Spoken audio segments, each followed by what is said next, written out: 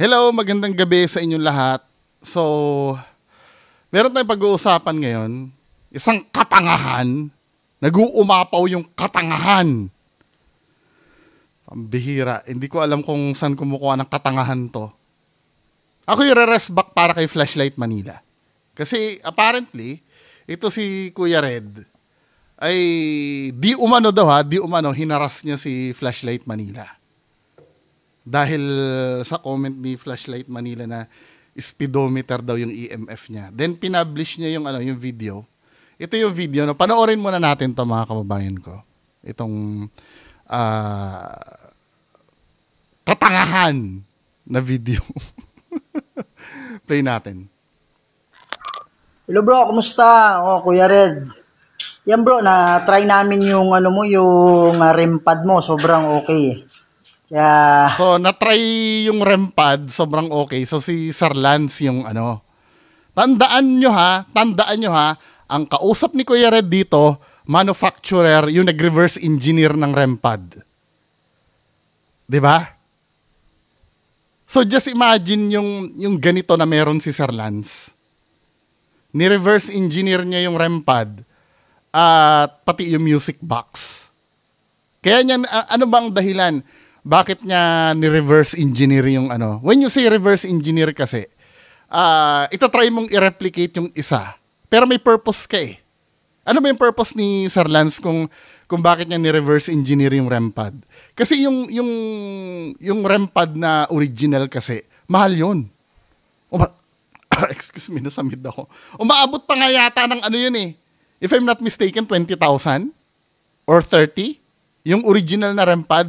Sa Retzel, magkano ba yung REM pad mo? Yung kay sa Retzel, yung may pula. Brand kasi yung REM pad eh.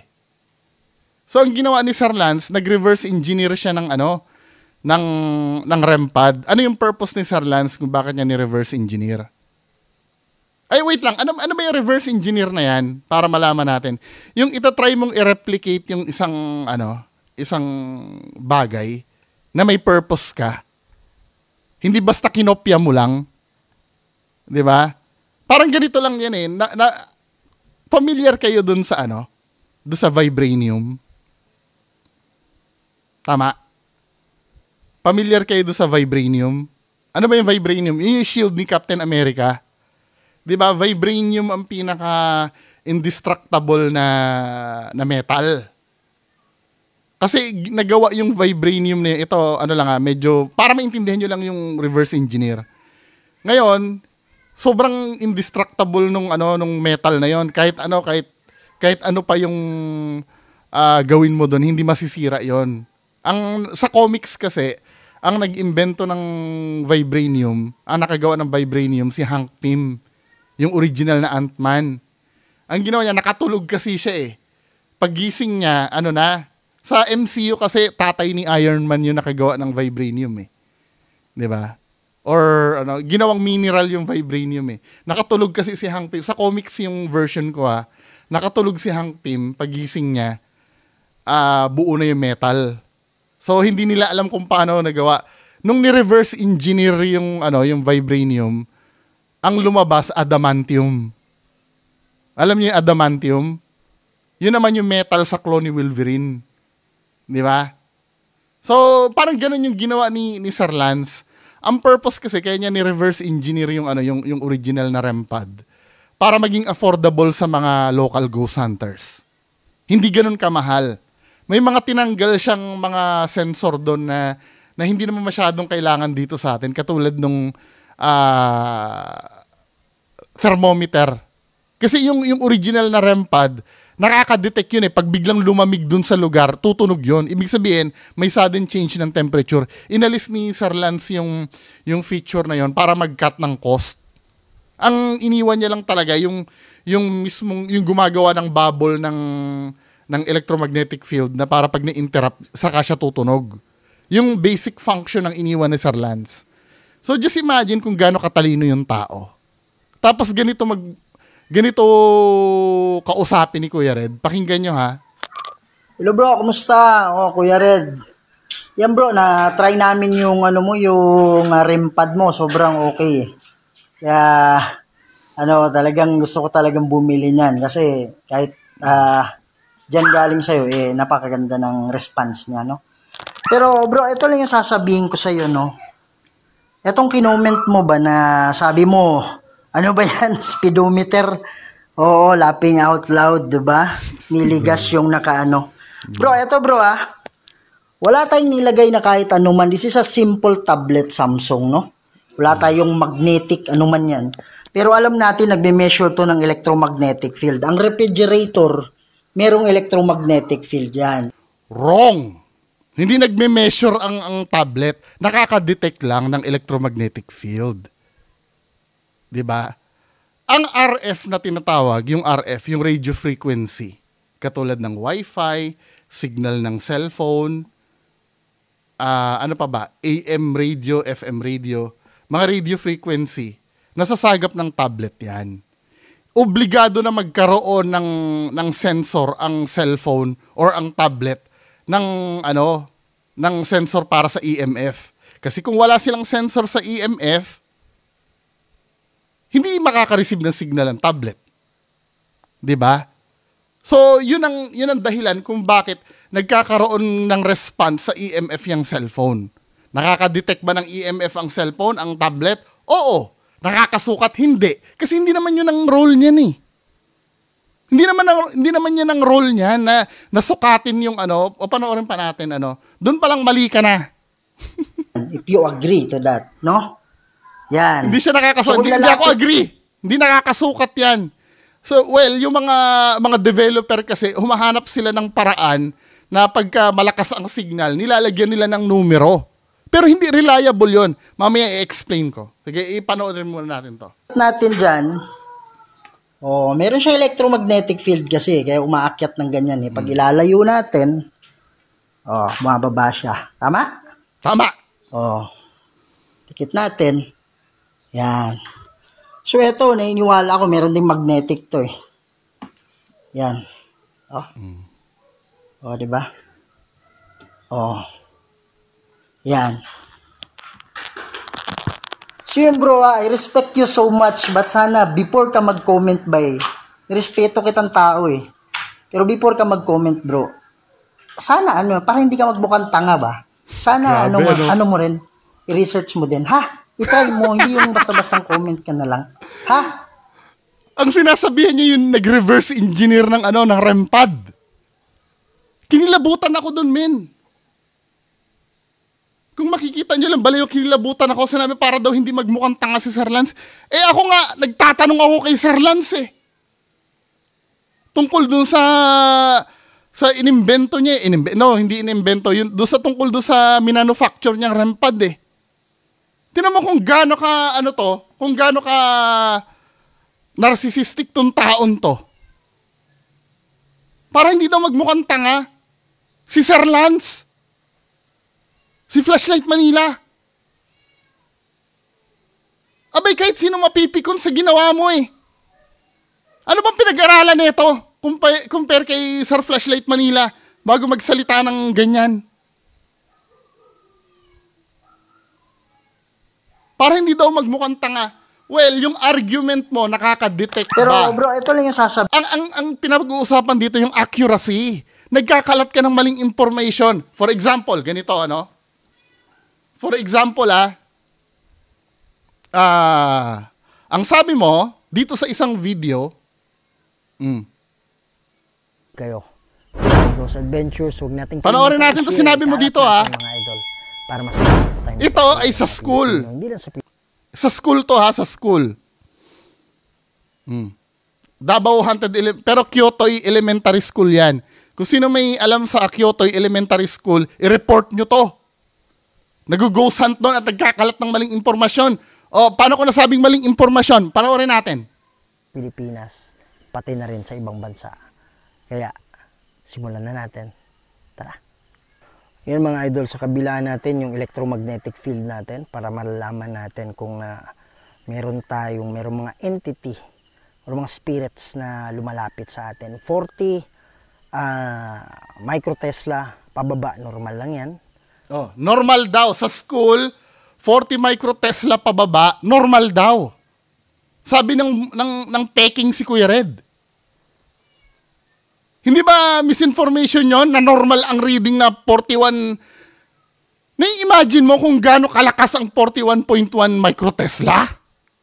Bibigyan kita ng idea ha, bibigyan kita ng idea.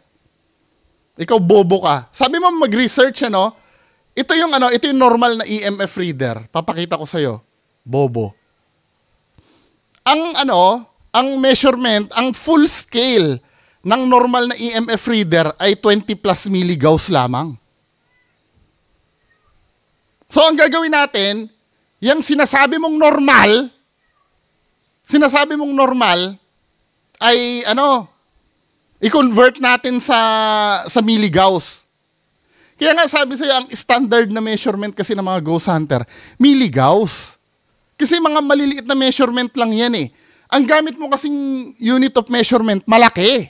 Parang ganito lang yan, pag ghost ang pinag-uusapan, milligauss lang dapat ang gamit para alam natin yung exact reading. 'Di ba? Parang ganito yan, Bibili ka ng isang paketeng kape. Let's say kape, yung nasa sachet na kape. 300 grams. Grams ang gagamitin natin. Hindi natin gagamitin yung unit of measurement na kilogram. Kasi wala namang 1 kilo yun yung susukatin mo eh. Kaya dapat milligauss lang ang gamit mo. 'Di ba? Just imagine, ilan ang nun, pag unit of measurement, bibili ka ng isang paketeng kape, tapos ang unit of measurement mo, kilogram. Ay ang lalabas doon, 0.00 something. 'Di ba? Kaya para ma-determine, milligauss ang gagamitin, ikaw microtest lang. Ito yung masakit eh. Ilan ba reading mo? 'Di ba? Dito, sa school, reading mo sa school, pakita natin, 41.1 microtesla. 41.1 microtesla. O, tingnan natin, Tingnan natin dito sa conversion. 41.1. O, let's say 40 microtesla to milligauss. I-convert natin. 400 milligauss? So pag gagamitin mo ito, dapat ito nagwawala na to. Kasi hanggang 20 milligauss lang ang nito eh. Ang kayang sukatin eh. Yung normal na EMF reader, nagwawala na dapat yan. Bibigyan kita ng example na inaccurate yung mo ha. Bibigyan kita ng example na yung bogus yung mo. Sarili nyo video yung gagamitin ko. Lipat tayo dito sa video ni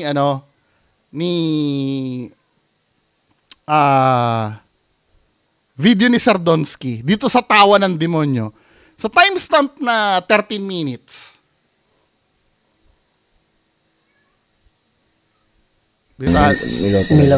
Dito tayo sa timestamp na 13 minutes. Makinig kang bogus ka. Nanggigigil ako sa'yo. Yung tinitingala akong tao, tinatarantado mo. Hinaharas mo. Tapos, nung umilaw yung dalawang pad na yan. Nasa sila ha? Maglalabas si Donsky ng ng EMF meter na galing kay Sir Lance. Legitimate yung EMF meter ni Sir Lance. 'Di ba? Music box. Yung may tunog, yung tumutunog, Asa yung music box niya? Andun sa loob, pinilagay ko. Tapos kanina, nung pagpasok natin, yung EMF natin. May EMF meter na dala si Donsky. Bubuksan niya yung EMF meter niya. Din doon. Wow. Oo. Pero ngayon, dito sa taas. Kaya dito na tayo sa taas lahat. Binuksan niya ha.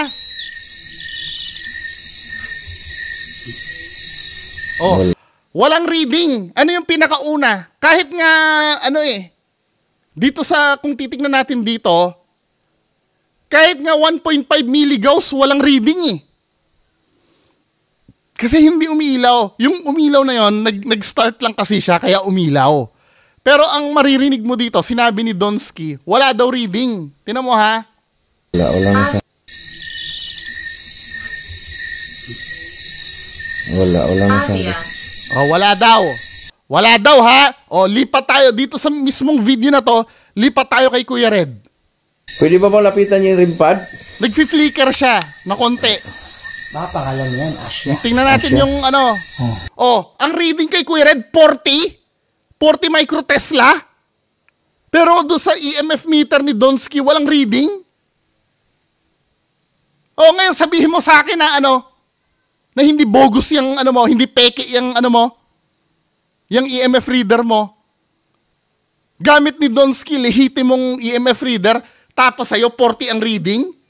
Pag kinonvert natin ang 400 milligauss dapat yan, dito sa, dito sa EMF reader, yung K2 meter na ordinary, hindi pumapalo ng ng 20, nandito lang, wala kang ilaw Tapos sasabihin mo, hindi peke yung gamit mo? Ang bihira ka naman. Dito sa Davao na to. So, since dito sa Davao Elementary School na sinasabi mo, o Kyotoy Elementary School, so 40 microtesla ang reading pag kinonvert natin dyan, 400 milligauss. Di ba? 400 milligauss. Ngayon, ano bang effect ng EMF sa sa mga bata? Since school yan, may mga bata dyan, di ba? I-pull natin yung research. Ito, hindi galing kung saan-saan to. Ito ay galing sa National Cancer Institute. Ito ay .gov yung website na to kung makikita niyo yung address ng website. .gov So, ibig sabihin, hindi ito basta-basta lang na website na nag-publish. National Cancer Institute to. Ang sabi dito,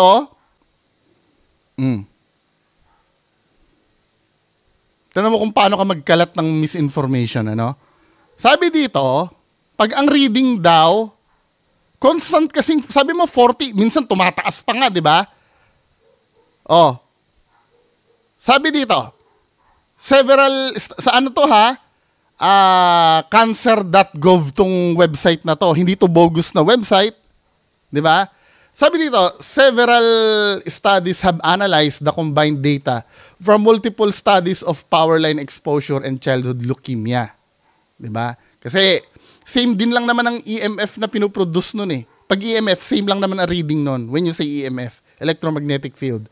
A pooled analysis of 9 studies reported a twofold increase in risk of childhood leukemia among children with exposure of 0.4 microtesla. 0.4 microtesla lang pala, pagka na-expose ka dyan, or higher, may ka na, may risk ka na sa leukemia. Di ba? A meta-analysis of 15 studies observed 1.7-fold increase in childhood leukemia among children. Ito naman, 0.3 microtesla or higher. So, ilang milligauss yung 0.3 microtesla na yan? Diba? Ilang, just imagine kung ilang parents ang pag-aalalahin mo. Ilan yan? Sorry, tingnan ko nga uli. 0.4 microtesla. I-convert na natin 0.4 microtesla. Convert natin. Ilan na lalabas? 4 milligauss. Di ba? Constant na expose ang tao sa 4 milligauss. Ang bata pala, sorry. Di ba? Mataas ang risk na magkaroon ng cancer. Yan pa kayang 400 milligauss? Sa normal na K2 meter, gaano ka ang 4 milligauss? Bandang gitna 'yon. Gitna na ilaw 'yon. Kasi ito 1.5 between dito. 2.5 milligauss dito. Dito kasi 10 milligauss na So dito, bandang dito, pag constant na ang reading ay ganyan, 'di ba? Dahil may mga power line siguro or kung anong reason. Kung constant na ganyan na reading, tatlong mataas ang risk. How much more yung 400 milligauss? 'Di ba? Ito nga, sagad nito, 20 milligauss lang 20 plus milligauss lang ang sagad nito Paano yung 400 na reading mo? Sasabihin mo, normal lang yon? Napakasinungaling mo naman. Sino sa atin na mukhang tanga ngayon? O ito. Patunay pa na bogus yung ano. Patunay na bogus yung ano. May papapanood ako sa inyong video, mga kababayan ko. Ito, ginawa kong test ito. Nagkalkal pa ako ng mga lumang cellphone dito. 'Di ba? Ininstallan ko ng mga katulad ng application ni Kuya Red. So tingnan natin mga men ha. Kung ano ba yung reading. Sana ba 'yun?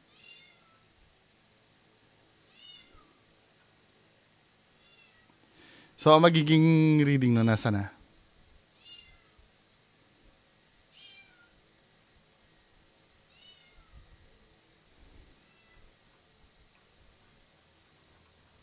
Wait lang ha. Ito.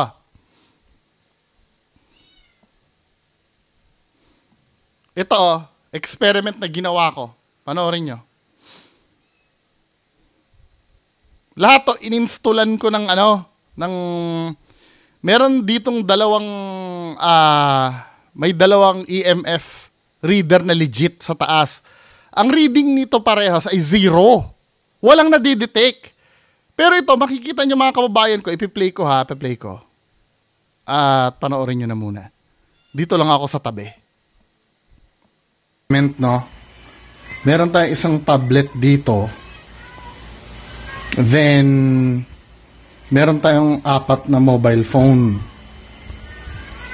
So, itong dalawa, ito yung lumang phone, hindi siya 5G ready.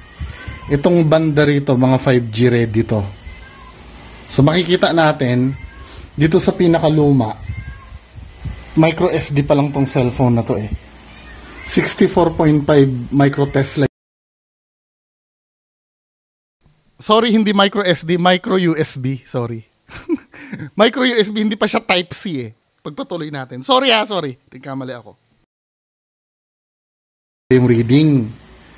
So dito sa sa medyo modern ng konti pero hindi pa siya 5G, 46.7. Then dito sa 5G ready, 52.2 microtesla.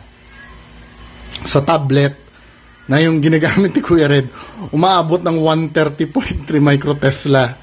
Then dito sa pinaka-latest, ito yung ginagamit ko ngayon, 43.6. So, iba-iba yung reading nila. Kung i-didikit nyo sa saan nyo nag-alarm? Ito. So, i-didikit nyo ito dito sa legitimate na EMF meter. Walang reading. Walang reading. Ito nga, ano yung nag-alarm? Ito? Ba nag-a-alarm siya? 50 lang naman ang reading. Ito nga 130 hindi nag-a-alarm Then dito sa isa, wala rin reading. So makikita nyo, inaccurate tong application na to. Diba? Iba-iba yung reading niya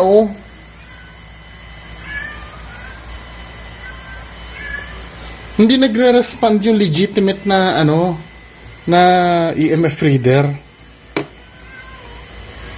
So, iba-iba reading ngayon, magte-testing naman tayo yung naman tawag dito reading nito kung tong dalawang to ay accurate ba. Next test naman yun. Okay, conduct tayo ng yan pinakita ko dito mga kababayan ko na hindi maaasahan ang reading nito. Doon sa mga lehitimong EMF meter, walang reading. Pero dito, lalo na yung tablet, katulad nung ginagamit ni Kuya Red, 130 na agad. So kahit wala naman reading, nagre-read to. Ang tanong naman, bakit nagkakaroon na reading yan? Bakit nagre-respond? Kasi may mga built-in na May mga built-in na EMF reader to. EMF sensor pala, sorry. May mga built-in na EMF sensor na to. Para saan ba ang EMF sensor ng mga mobile device? Para yon, ang purpose nun, para makasagap sila ng signal. Yun ang role nun, hindi para magbasa ng data. So kapag malakas ang sagap ng signal netong isa, mataas ang reading niyan. pang-sense lang siya, hindi siya yung magbibigay ng accurate na reading. 'Di ba? Nagigets nyo ibig ko sabihin? Kahit parang ganito yan, dito sa lugar na to, wala namang EMF reader. Ay, wala namang EMF dito. Walang electromagnetic field dito sa lugar na to. Pakinggan nyo muna ako. 'Di ba? Dahil may cellphone ako dito, kusang maghahanap ng signal yung cellphone. 'Di ba? Mag-a-attract siya ng RF, ng radio frequency. Doon na magkakaroon ng EMF reading or EMF masisense na EMF. Kagagawan din ng cellphone mismo. Hindi dahil merong EMF dito sa paligid, kundi dahil sa cellphone mismo, dahil ang trabaho ng cellphone maghanap ng signal talaga. Mag-search ng signal. Kaya doon sa mga lugar na wala namang EMF, pag may dala kang cellphone, mag-a-attract yan ng EMF kasi nga, yun ang gawain ng cellphone. At yun ang nare-read netong mga to. Depende doon sa sensor ng mobile device. Kaya iba-iba yung reading. Hindi mo pwedeng lagyan ng value yung reading ng mga yan kasi nga, inconsistent lahat yan. Nagigets niyo ibig ko sabihin? Parang ganito, bibigyan ko kayo ng senaryo. Dito sa lugar natin, walang addict. Para maintindihan nyo, walang addict dito sa lugar. Pero dahil ako ay drug pusher, di ba? At nalaman ng drug pusher na dito ako nagbebenta sa lugar na to, pupuntahan ako ng drug pusher dito.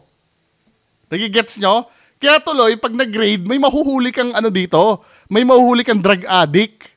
Kasi nga, pinuntahan na ako ng drug addict dahil sa akin. Parang yung cellphone, ang trabaho ng cellphone, di ba? Maghanap ng signal. So, natural, may lalapit sa cellphone na RF, na radio frequency, na yun ay EMF din. Kahit walang EMF do sa lugar, basta may dala kang cellphone, lalapit mismo sa cellphone yung signal. Yun ang trabaho ng sensor ng cellphone. 'Di ba? Kaya nagkakaroon ng EMF reading kasi nga dahil din sa cellphone. Sana naiintindihan niyo Kaya tuloy kung mapapansin niyo dito yung mga lehitimong EMF reader, walang reading kasi hindi naman nila trabahong ng radio frequency Mag-attract ng radio frequency Kaya wala talaga reading 'yan. So ano pang aasahan natin dito? Kahit wala kang multo, may reading itong mga to. Nagigets nyo? Kaya sinasabi ko sa inyo, hindi reliable na gamitin ang cellphone na pang-read ng EMF Kung nakaka-detect ba sila ng EMF? Yes, nakaka-detect sila kasi may sensor sila Pero madedetermine ba nila yung value? Hindi. 'Di ba? Kasi trabaho nitong sumagap ng radio frequency. Yun ang nila, yung RF reading, yun ang absent sa mga common na EMF reader. Yun ang wala dito. 'Di ba? Nagigets niya na o hindi pa? Ang tanong naman, paano mo masasabi na accurate itong mga EMF reader mo na to? Gumawa ako ng test diyan. Panoorin nyo.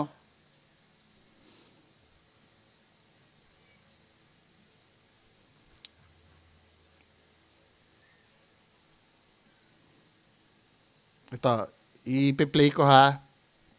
Ito, sa electric fan uli. Ito, electric fan, may motor to. So, may EMF na ibubuga yan. Ngayon, bubuksan natin yung application na ginagamit ni Kuya Red. Dalawa yung application niya, i-replicate ko Isang ghost tube, tsaka itong EMF sound meter. Sound meter yung nakalagay EMF or sound meter. So, pagka inopen ko to, itong kasing ghost tube na to, may built-in na siya ng EMF reader. Napapansin nyo, walang value yung EMF reader nito kasi ang developer nito, kilala niyo si AmiScript. AmiScript ba? AmiScript. Ghost Hunter kasi ang developer nito. Naiintindihan niya na kung lalagyan mo ng value yung EMF nito, wala namang significance yun dahil inaccurate nga mag-read ng EMF ang cellphone. Kasi ang mga cellphone, katulad nito tablet, nalalagyan kasi ng SIM to eh. 'Di ba? Nakaka-detect naman talaga ng EMF sila. Kasi nga ang nire-receive nila signal ay EMF din. However, hindi naka-design 'yon para magsukat ng EMF, yung sensor nito. Kaya yung developer nitong Ghost Tube na si Amy Script, 'di ba? Naiintindihan nila kaya hindi nila nilalagyan ng value. Ngayon, yung isang application ni Kuya Red, ang ginagawa niya, multiple window niya lang. Ganyan na itsura. O yan. So dito pa lang makikita nyo, green yung sensor ng Ghost Tube. Pero ito, 107-1005 microtesla na agad. So ibig sabihin, bogus talaga to. Bogus to. Nagre-rely lang to. Hindi ko sinasabing bogus siya na hindi nakaka-detect ng EMF. Nakaka-detect ng EMF, pero hindi niya alam yung tunay na value. Mas reliable pa nga ang EMF netong netong Ghost Tube eh. Tinan mo, baseline ang reading dito, pero dito sa kabila, 104 microtesla na. Ngayon dito sa likod ng ng electric fan, ilalapit ko. Diba? Wait lang ha. Ilalapit ko. 99,104. Tumataas naman talaga. Diba? Kahit pa paano naman, tumataas naman siya. Kasi nga, hindi naman ito yung accurate reading eh. Just imagine yung conversion yan sa milligauss. Ilan yan? O doon tayo doon sa lehitimong EMF meter, dito sa dalawa. So, yung mga cellphone na gamit yung apps, ay iba-iba ang reading. Ito, dalawang EMF reader ha. Pansin nyo yung temperature niya, same, 30-30. Ngayon, ilalapit natin sa electric fan kung magkakalapit lang sila ng nare-read. O, diba? Halos same lang. May ayan, ipopost ko ha. Makikita nyo dito, yes, hindi naman siya same na same, pero nasa bracket siya na reading niya eh. Maaring sa position ng isang EMF meter. Kaya maliliit lang yan, yung difference. Pero 1.02 tong isa, 1.13 yung isa, malapit lang, iisa lang reading nila. Yung point something na yan, immaterial na yan eh. Parang bracket yan for error eh. Kasi nga, katulad nitong isa, kaya mas mataas tong isa, mas malapit ito dun sa motor. Ito hindi. Pero hindi mo maitatanggi na hindi magkakalayo ang reading nila dahil pareha silang lehitimong EMF reader. So just imagine dito, 1.13 microtesla ang reading dito sa likod ng electric fan or 1 microtesla. Pero dito sa isang dito sa yung application, 95.3 microtesla. Nagigets nyo ibig ko sabihin? Di ba, men? May napapatunayan ba tayo dito o wala? Tapos ang kapal ng mukha mo na nasabihin mo, research muna. Ikaw ba, nagre-research ba doon sa values ng EMF meter mo na nababasa mo? Na sinasabi mo, pagka 40 pababa, normal? 400 milligauss, normal? Baka lahat ng baka ikaw mismo na may hawak niyang EMF meter na lahat ng pinupunta mo, kung accurate ang reading yan, baka may cancer ka na ngayon. Diyos ko naman. Kailan ba bumaba yung reading mo ng zero? Hindi, nakikita nyo ba yung dito, yung pagdudunong-dunungan ni Kuya Red? Ang ginanyan niya pa, yung manufacturer pa ng REM pad yung ginanyan niya. Ay, nako, Diyos ko. Tingnan nga natin yung yung ibang sinabi mo pa dito kay Sir Lance. Ako yung nahihiya ng hinamon ka ni Sir Lance ng debate daw Sa DCRH pa. Atras ka eh. Tinan mo ha, nung hinamon ka ni Sir Lance ng debate, ano ba yung sinagot mo dito? Kamo na lang siguro yung debate, bay. Okay. Di ko ganahan mo sikat ko ba. Wala pa ko kahatag bisag isa ka sticker gani sa akong mga Ano sabi niya?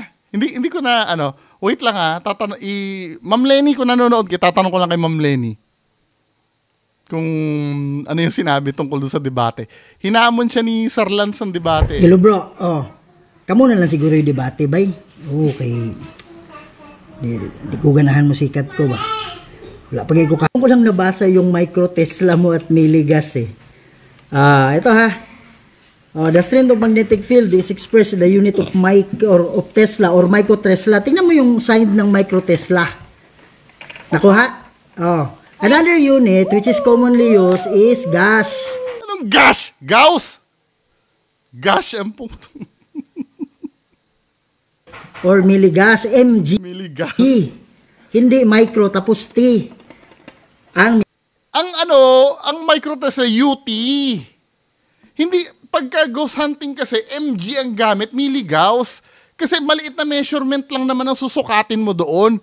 Parang ganito yan, katulad ng example ko kanina. Bibili ka ng kape na sachet. 'Di ba? Ang gagamitin mo doon, milligram lang, kasi maliit lang yun eh.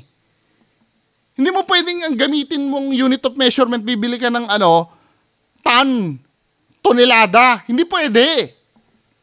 Although na parehas nga naman silang reading ng parehas silang reading ng weight, no? Milligrams tsaka tons. Masyadong malaki ang tons na gamitin mo doon sa isang pakete ng kape. Parang ganyan, dahil micro Tesla, alam mo ang sinusukat ng micro Tesla? Mga planta ng kuryente yan eh, Tesla at micro Tesla. Yan ang sinusukat niyan. Although na pwede naman siyang magsukat talaga ng maliit na EMF. Kaya lang, alalabas niyan, 0.00 something. Nagigits mo sana. Diba? Hindi ko alam kay Kuya Red kung anong... Ako yung nahihiya sa'yo, Kuya. Sa totoo lang, habang ko yung conversation, ako yung nahihiya. Nahihiya ako sa pinagagagawa mo. Ako nga hindi ako makapalag kay Sir Lance eh. Pag halimbawa, pinag-uusapan namin yung hindi ako makapalag dyan. Kasi mas alam ni Sir Lance yan kaysa sa akin. Hindi ka tulad mo, dunung-dunungan ka. Night vision mo nga peke din eh. Anyway, mga kababayan ko, hopefully satisfied kayo do sa explanation. No? Nakakahiya. Kuya Red, nakakahiya ka. Sasabihin naman mga bobo tanga-tanga, hindi, importante, nakaka-read. Madidetect natin. May significance po kasi yung value ng milligauss sa ghost hunting. May tinatawag tayong level eh, EMF level eh. Alam mo, natutunan ko yung EMF level na yan sa mga Koreans. Ignorante ako dati dito. Kasi nung nagdi-discuss yung Koreans, may sinasabi silang level 3 EMF, level 3 EMF. Hindi ko naiintindihan yon. Until such time na nakasama ko yung mga yung mga totoong ghost hunter talaga, totoong international ghost hunters, yung mga Koreans. Ngayon ko na-research na may mga level pala talaga yan, katulad nito, no?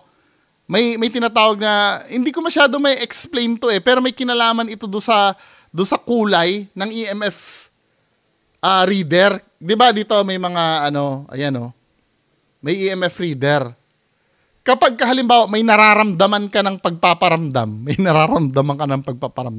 color-coded kasi yan.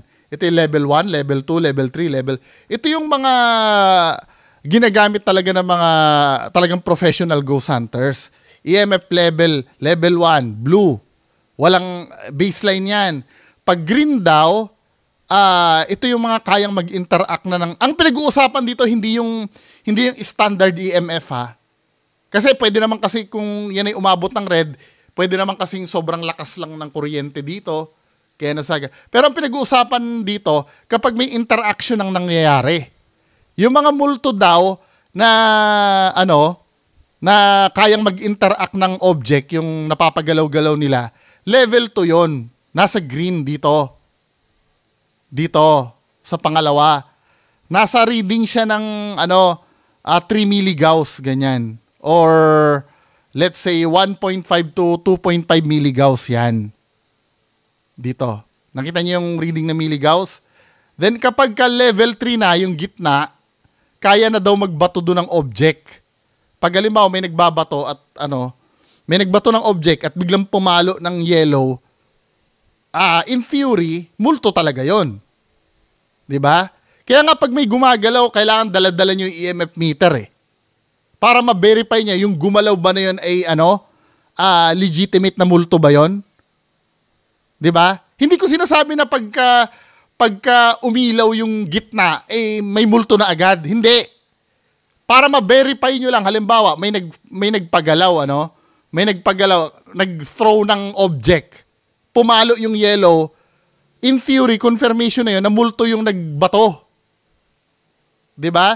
Kapag may nagpagalaw, pumalo yung green, yun yung level 2. Ibig sabihin, totoong multo yon. In theory. 'Di ba? Kapag nagmanifest, nagpakita, 'di ba? Orange, level 4 yon. Nagigets ibig ko sabihin, hindi porket orange may magpapakita na, hindi.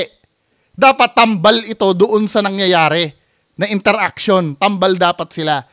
Para halimbawa may nagbato ng object, yan ay pumalo ng level 3 pataas, multo yon. Nagmanifest siya kasi pag nangyari, may nakita ka na shadow people. Baseline lang naman yung blue lang naman yung kulay ng EMF meter mo. Ibig sabihin, may possibility na namalikmata ka lang. 'Di ba? Or may nagbato ng object pero blue yung color. Ibig sabihin, may nantitrip lang sa'yo. Yun ang ibig sabihin nito. Yung level 5, yun yung pinakamatindi. 'Di ba? Yun yung tinatawag na evidence. Ano yung mga evidence na yan, 'di ba? Freezing temperature, ghost orb, ghost writing, yung pagsasalita sa spirit box, etc., etc. So, nagigets nyo na? Hindi ko masyadong alam yung mga patuloy ko pang inaaral yan, men. May significance yung value. Dahil kung sasabihin ni Kuya Red na ang reading ay 40 milligauss, di ba? Anong manifestations pa ang natin doon? Madidetect doon kung laging full scale yung EMF reader ni Kuya Red. Anyway, mga kababayan ko, hopefully na-gets nyo yung explanation ko. Pero most probably, napatunayan ko dito na bogus yung app ni Kuya Red. Yun lang po. Maraming salamat. Bye-bye.